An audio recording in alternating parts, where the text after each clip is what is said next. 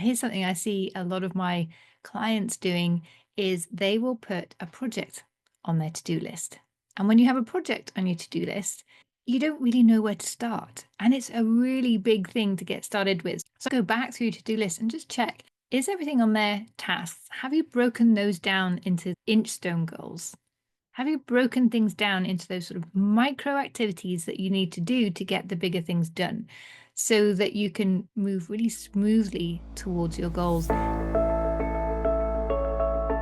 Hello and welcome to the Art of Value Whispering podcast.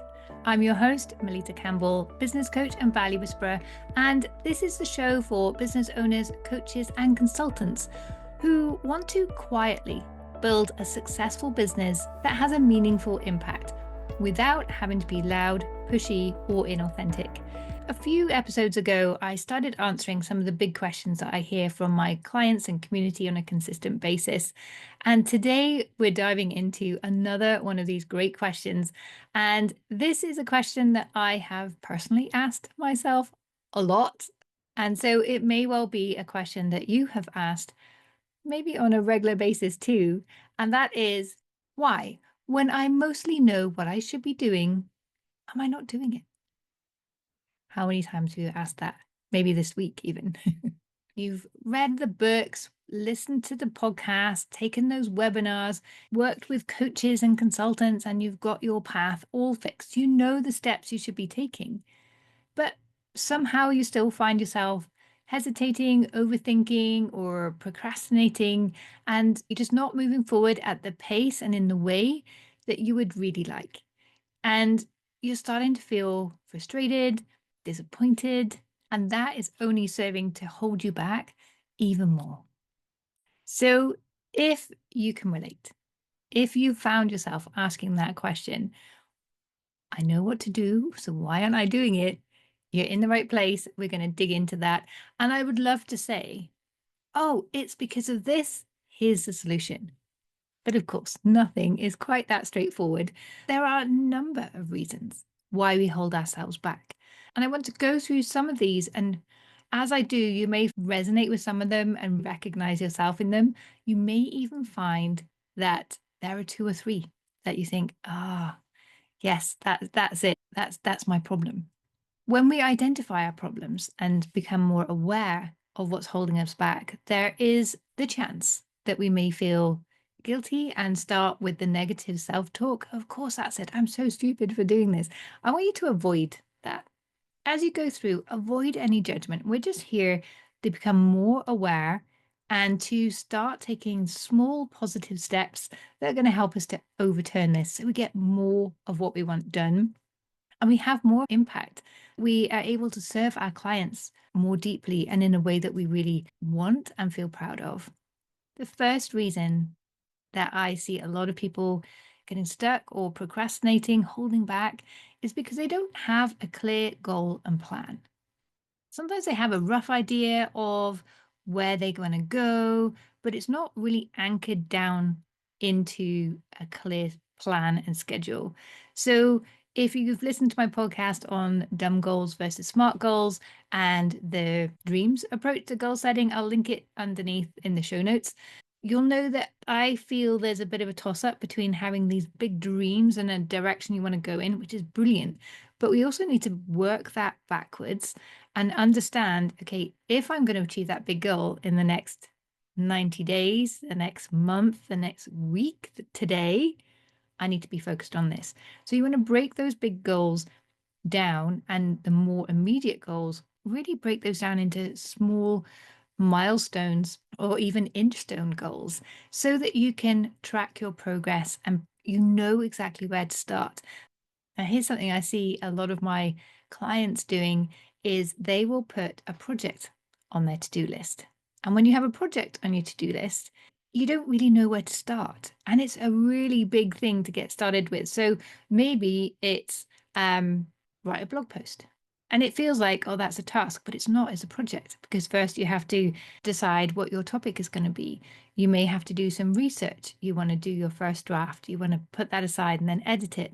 Then you want to go through and make sure that the headings are right, that your SEO is working. Then you want to put it online, and then that takes a little time to get that formatting just right. Then you have to go ahead and promote it. So there are several steps within that project that you've written down as a task. So I want you to go back through your to-do list and just check, is everything on there tasks? Have you broken those down into the inch stone goals? Have you broken things down into those sort of micro activities that you need to do to get the bigger things done so that you can move really smoothly towards your goals? Have you scheduled time to get that done? That's another issue that people are like, this is what I want to do this week, but they haven't actually put the time in their diary, and therefore their time gets eaten up by other things. They haven't prioritized those tasks. And again, I can link you in the show notes to a masterclass I did. It's within the Dream Clients Club. Go to melittacampbell.com/club to access that. It's completely free to join. There's a masterclass in there on becoming your most productive self. And within that, I guide you through my 1-page daily achievement planner. And part of that is having 1, maximum 3 priorities per day, knowing how long that's going to take you so that you can focus on getting that done first and end every day feeling accomplished. So I'll link that up in the show notes for you as well. Or if you're in the club, just head on over to the classroom and you'll find the masterclass there. So are you tackling projects instead of tasks? And have you set deadlines? Even if these are deadlines that you're imposing for yourself, have you got a deadline? I want to get this done by this time, and giving yourself a good reason to get it done. If it's a deadline you've made up, you need to say, well, I need to get it done by this time so you can really justify it doesn't become something wobbly, and incorporate a reward in that. Once you achieve it, how are you going to let yourself know that you've achieved that goal, that progress?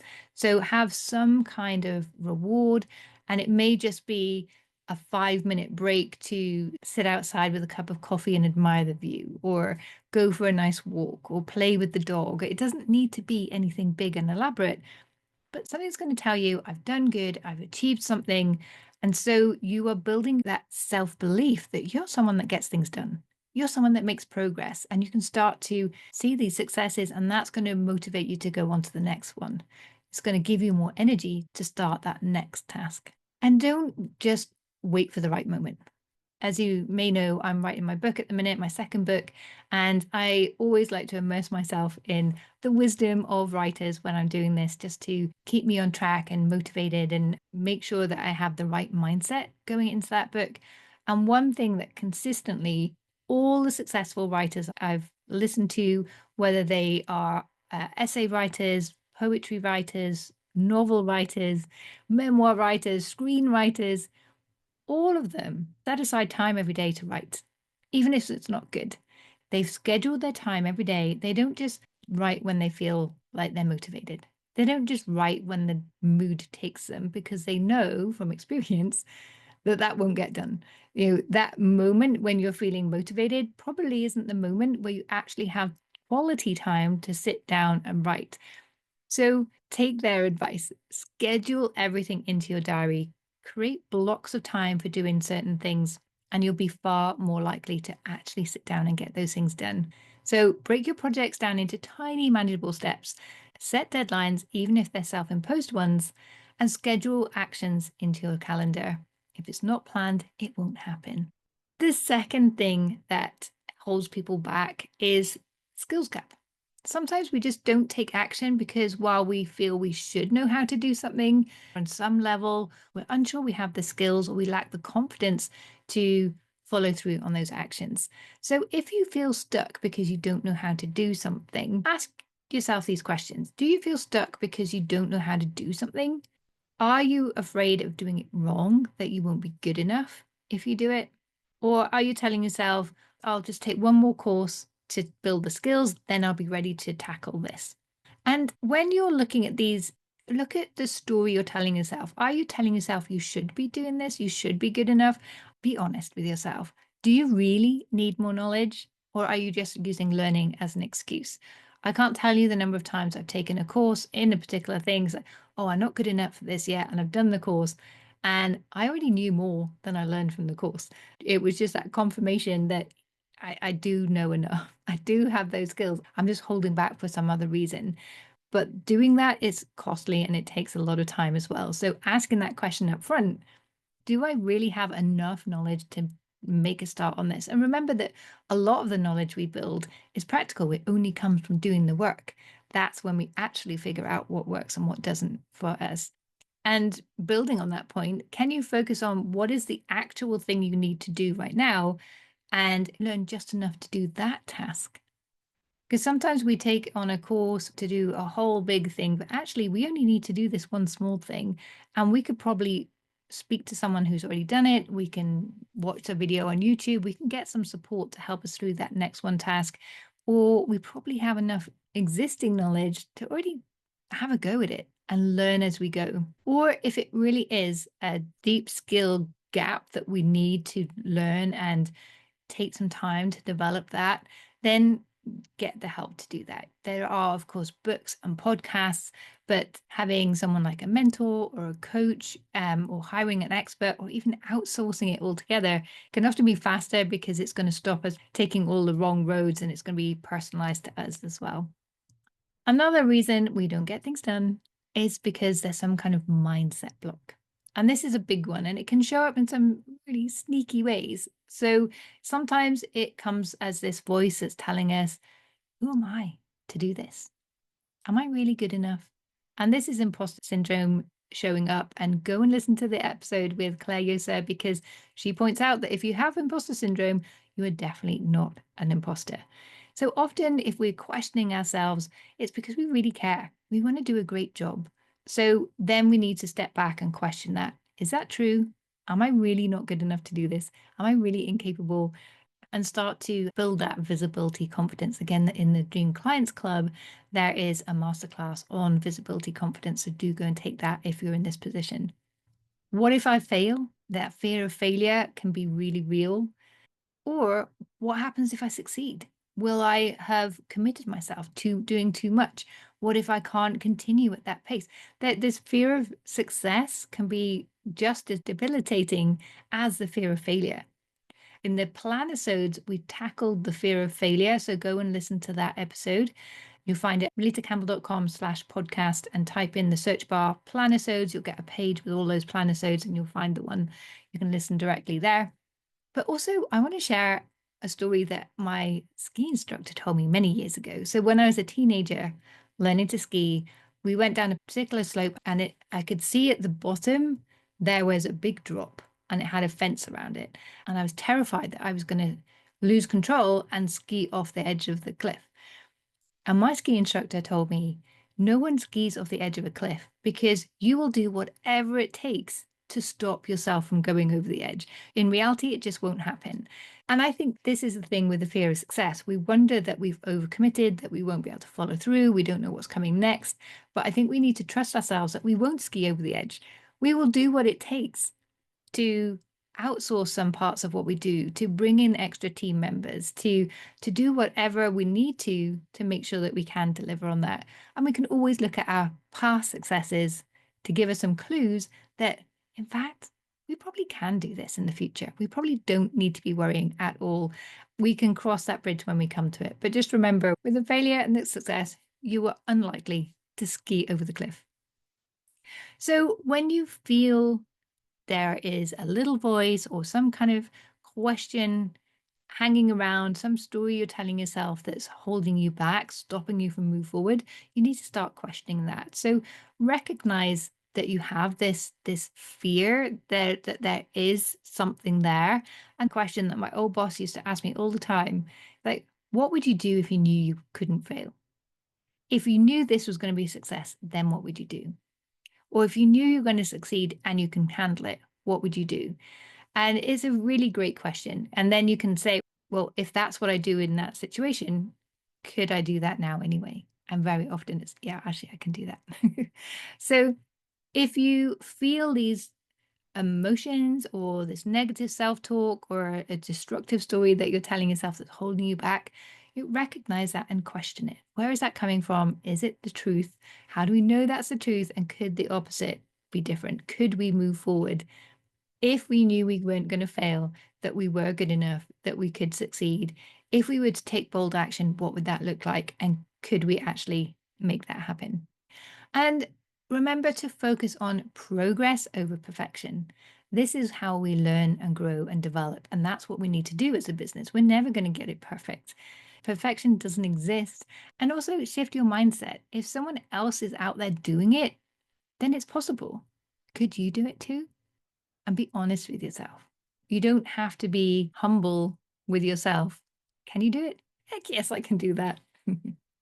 So, the fourth reason why you may not be doing the things that you know should be doing and want to do and have to do is you just don't have that physical energy to get even simple tasks done. And your focus is fleeting. You're staring at the screen and it's just things aren't coming together. So, this could be due to a lack of sleep, dehydration, not having good enough nutrition, and overworking without proper rest. And I know when I first started my business, I was guilty of all of these things. I wasn't sleeping well because I was just putting everything into my work, everything into my clients, everything into my family, which was really young at the time. I started my business when my eldest daughter, who's now 17, she was 5 months old at the time. And so, yeah, I was not getting a lot of sleep. I was not drinking enough because I was just so focused on everything else and trying to hold things together. And at the end of every day, to try and kind of have a little me moment amongst all the chaos, I was having like frozen pizza and a glass of red wine, not exactly nutrient dense food. And I was overworking and I wasn't having the rest. I wasn't having the breaks. I was just putting as much as I could into everything. And at the end, I did come so close to a burnout because there were other contributing factors to that as well. But I just didn't have the energy. I was definitely not pouring from a full cup. So look at what healthy habits can you prioritize? Where can you do a little bit more to give yourself that bit more energy and build on those habits as you go forward? So prioritize sleep. Set a bedtime, reduce your screen time before, maybe go to bed an hour earlier, slightly before you feel tired, and drink a lot more water. Even if you're slightly dehydrated, your working memory doesn't work, your body starts shutting down. It's the simplest thing we can do is just drink lots of water. One tactic that I adopted was every time I want to go to the bathroom, I'll drink a glass of water before I go. So that habit ensures that I go to the bathroom more and therefore drink more. And it's a really easy way that I can remember to drink that water. I've tied it into an activity that I'm doing anyway. And fuel your body. Cut back on sugar, cut back on processed foods. I know they taste good and they're easy, but try and bring in some more whole foods. And for women, especially, lots of green leafy veg in your diet as well. I've personally seen a big difference in my health and my ability to focus once I've done that.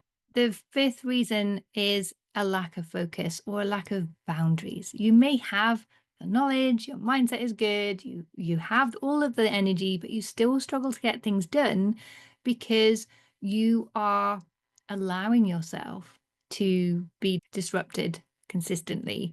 Maybe by maybe you're saying yes to too many things that fall outside of your zone of genius, outside of your priorities. Maybe you feel that you should be doing these things, but they're not actually serving you in any way. Maybe you don't have the structure in your day and you're being constantly interrupted. I remember when my kids were little, we'd moved into this house that I'm in now, and this was my office, but I didn't have a proper door. I had a curtain. And so the kids were always coming in and people were always just walking in and dumping stuff on my desk. It was really disruptive. Once I got a proper door and I could close it, the kids stopped coming in and the junk stopped piling up. It was much easier for me to focus as well. So think of what are the simple things that you can be doing to keep those disruptions to a minimum. It may just be telling people, hey, I really need to get this work done. I need these 2 hours. And then after those 2 hours are up, I'll come and spend time with you and do whatever. So look at your boundaries. Have you prioritized your work? Put them in your agenda and made sure that you can actually deliver at that time. You haven't overextended yourself. You haven't said yes to things that are going to stop you from getting your work done first. Prioritize your work first. Then you have guilt-free time and energy for everyone else afterwards. And set some clear work hours. That really helps with the boundaries as well. And notice if you're working to your own energy rhythms. Are you forcing yourself to do deep work at your lowest energy time of day? Are you telling yourself, oh, I have to work 9 to 5 because that's what people in an office do, when actually you work better later in the day or even earlier in the day? So think about, what times of day do you have the most energy? What times of day do you have the most creative energy, focus energy? Map out what your day looks like in terms of energy, and you can start to map the right activities to that. So set clear boundaries and stick to them. That's really key. They only work if you stick to them. Time block your schedule, and you can batch similar tasks together to make things easier so you can get in the right headspace and really fire through your work. And align your work with your energy. Take a bit of time to understand what your energy rhythm is and map the right tasks to the right times of day. So, how do you know which of these is your issue? You may have already recognized some of these as your challenges, but if you haven't, take 5 minutes and ask, what exactly are you avoiding right now? And what are you telling yourself about why you're avoiding that? Is this a knowledge gap, a mindset block, an energy issue, or a focus challenge? And once you pinpoint the real reason behind your hesitation, the solution becomes much clearer. The truth is that taking action is about much more than willpower. Willpower will only take you so far, and it's not consistent. It runs out. So we need to put the right habits and behaviors in place to make success much easier for us. But part of that comes from understanding yourself, your rhythms, your preferences, your world, and creating the right conditions for your success. You do have the ability to take the right actions, and you know this. You just need to clear the roadblocks and put those right habits in place. So here's the challenge. Take 10 minutes today to reflect on where you're getting stuck and choose one small step that you can take to help you break through that. And if you want to go deeper into setting your success habits, making your business really successful in a way that suits your time of life, your personality, your desired outcomes, your ideal client, then I'd love to invite you to check out my Value Whispering Blueprint program, where we cover all of these topics and a lot more besides. It's all about making marketing and sales feel easy and natural so that you can make that progress. You can make your dream business happen. You'll find all the details at valuewhispering.com.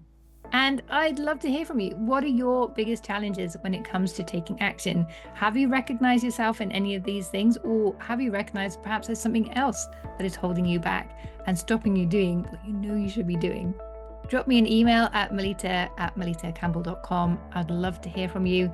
Or better still, come and join the discussion in the Dream Clients Club at melittacampbell.com/club. So I hope this is going to help you have your most productive week this week. And I'll be back here next Wednesday with the next episode. I'm Melitta Campbell, your business coach and value whisperer, and I wish you an amazing week.